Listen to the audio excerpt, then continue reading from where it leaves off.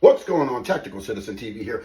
I'm your host, Cowboy. We are live as we can be. We're not fucking live for real because this is a recording, so you understand what it is. Anyway, today we are going over trips to the range. You got to be organized. You got to coordinate. We are talking range bag. This is a save your range bag, pistol bag. Use this quite often. I have a myriad of range bags. It's fucking crazy. I don't know what to do. Sometimes I just buy range bags because they got cool little gadgets and shit attached to them, and then I don't ever use them. I'm a fucking idiot in that case. What do we want in our range bag? Well, let's go through mine and we'll see. First things first, right? I go to this side and I have ear and eye pro. If you know me, you know I'm a little bougie. I don't get the $2 eye pro. I had a case get stuck in one of those, and I just decided I was going to go with some Oakley Sutros with the safety glass in it. They laughed at me when I first got them. Now they carry them at the store. It's fucking amazing. I have that effect on people. It's like Pennywise in It, the movie. You know what I'm saying? You get it. Anyway, eye pro. Keep your eye pro with you. No problem. Ear pro. Walker's Extreme. Skirt. I don't know if it's upside down or not. Backwards. Who knows? Anyway, this is electronic ear pro, right? It's got a dial on the side. You turn it on. That way you can hear and talk to each other while you're shooting. If you have instructors, I implore you, if you have electronic ear pro, give it to your student and you take the bullshit. It's more important that they hear you than you hear them, except for some feedback, and you can pretty much do that. It takes AAA batteries, works all the time. Make sure you check them. Make sure you roll that wheel and shut them off every time after use, or your fucking batteries are gonna die, okay? What else should I have? A cleaning kit. This is a miniature one, just in case we get into trouble on the range. Brushes, jag, some oil, right in there and everything. So it's a typical small cleaning kit, just in case you got to clean something when you get there. You should be cleaning your fucking gun about every 500 to 1,000 rounds. Some people like to do it less than that. Who knows? Fuck it. Extra lube. I always keep one of these, which is to get into the small parts of the firearm. Hypodermic type needle on it so you can get into those small cracks and crevices. A spare knife. I normally keep a knife on me. Of course, I think in the last episode you guys saw I keep the gambit, which I don't move out. But in the range bag, you always want to keep a knife.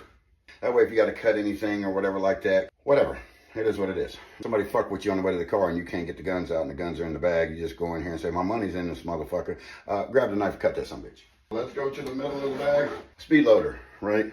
I recommend this for new shooters. This is a must. It gets a little tough with the spring. So speed loader, a toolkit, right? Now, you don't have to do like me. This is the Fix-It sticks.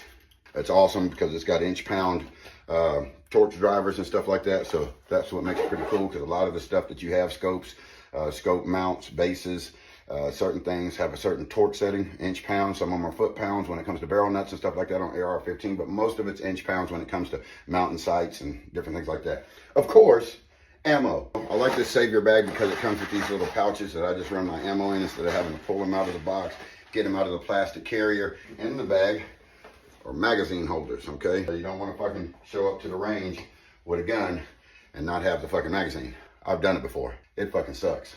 It's not fun. Also in the other bag, of course, you got the firearms. Always carry your firearms in the lock position, fully open, okay, with slide lock and no magazine in it.